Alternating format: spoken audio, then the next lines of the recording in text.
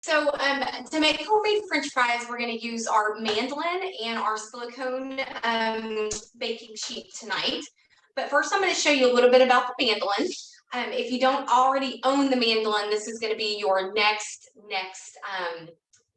thing to buy. Okay, so if you're going to be able to order something in the future, a half price item, anything like this, this is one of our #1 half price items. It retails for $75.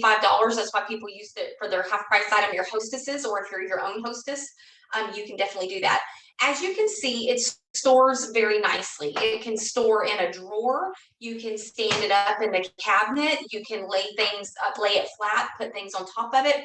It nests very nicely on its side. So I have mine in a drawer where it just goes down inside of perfectly. So I love that it stores very easily, and there's not a whole lot of parts that go with it. The only parts that you're going to have is your hand guard and this little laminated sheet that you can keep on hand in your cookbooks or things like that. That's going to show you how to do all the cuts, because there are about 6 or 7 different cuts that you can do. Okay, so it does come with 2 blades, and the way that your second blade is stored is right underneath here. It comes out and it's kept in a plastic guard, and all you do is pull it out to relieve or to reveal the knife there, the blade, excuse me. Like searching for my words. I did that today in yoga too. I'm like, I don't know what I'm saying. So this is your second blade. The other blade is kept right here inside of the mandolin itself. And the way that you take it out is right here. There's 2 little finger holes. You're going to pop it up and then pull it straight out. Okay, so it's super easy. And the way that you put one in is you take it right here. There's 2 little pieces. You stick them right in the little prong holes and pop it down inside. It's that easy. Super easy to take out and take to put back in. To wash, you want to pop it out and clean it real good with a brush. I don't recommend using a towel or a thing like that. You want to use a brush to clean these with. Snap it back into place. Right here is your handle. It just pops right out from underneath, and now it's going to sit at an angle. And this is actually going to be your hand where you're going to put your hand. You never put your hand up here, okay? You'll never get hurt with it if you never put your fingers on the top, and you always keep your fingers on the hand guard or on your handle. Right here you have 2 different cuts or 2 different knobs. One has a lock symbol, and it always needs to stay in lock when it's not being used. And then this one right here is also in a lock symbol. And then you've got 0 all the way to 9. And what that does is it lowers the table for your cut. So as I lower this, it exposes the blade, and it gives you a deeper cut. So you can do something real thin all the way to thick. So things that you might want to do thick would be like zucchini circles if you're going to make zucchini rings, or zucchini strips and make little pizzas with zucchinis or little zucchini boats. You could definitely do them in a real thick one. You could do potato wedges in a real thick one. If you want to do French fries, you're going to use the second little knob here, and that's going to bring up right in the middle finger blades. So there's 2 settings. There's a thicker one that are like maybe an inch apart, and then there's a thinner one that are maybe a ½ inch apart, and they come up right here in the middle. And I'm sure you guys can see those. So that's your 2 different finger blade settings, and then your lock button. I'm going to put it back in lock really quickly to turn this over and show you that underneath here is another little plastic guard, and when you lift that guard up, all of the finger blades are underneath there.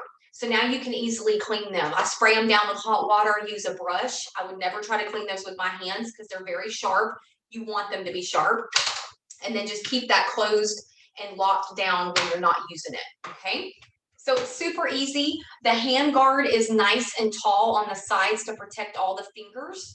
And there's little metal pieces right inside of here that are going to stab into your vegetable that you're slicing. And then as you pull up the red guard, it's going to expose those metal prongs so you can actually use them. Okay. So, and again, it does come with the laminated sheet that shows you how to do all the different cuts.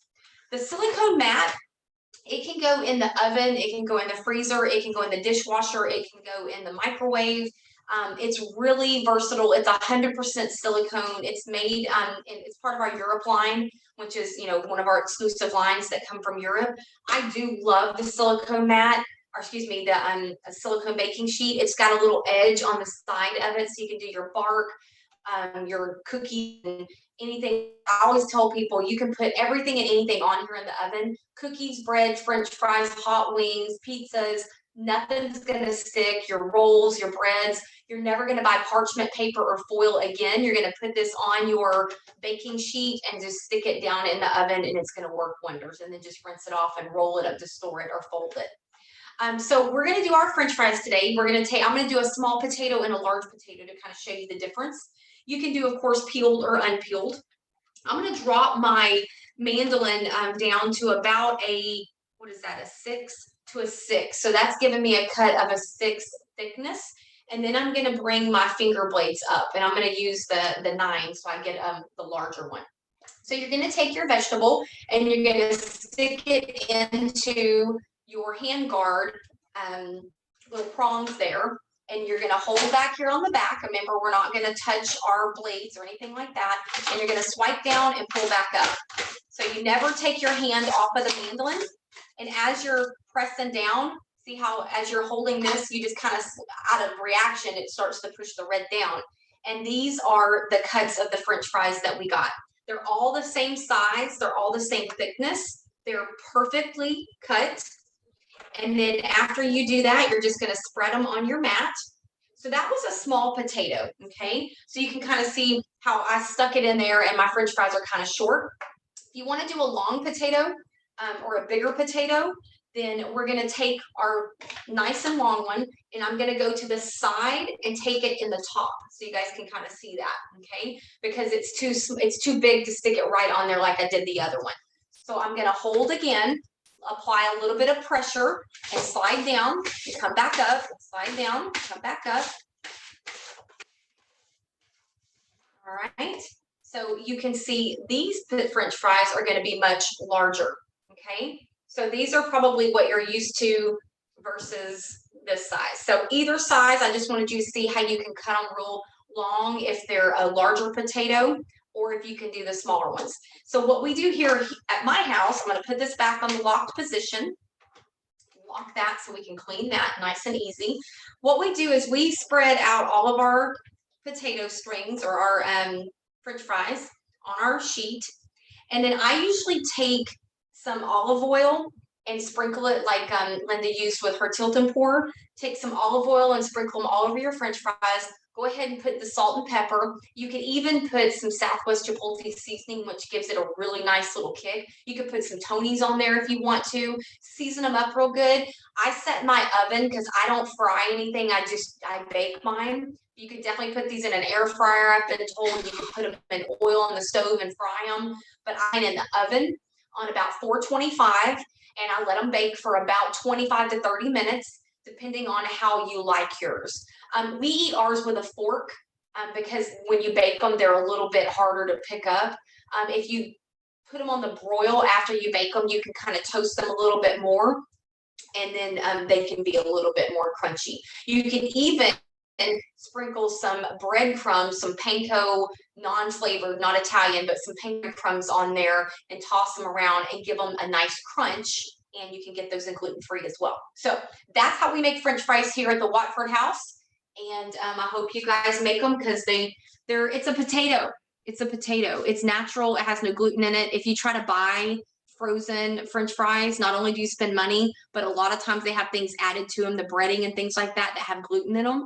And then also they have preservatives and other ingredients that are not just the potato. So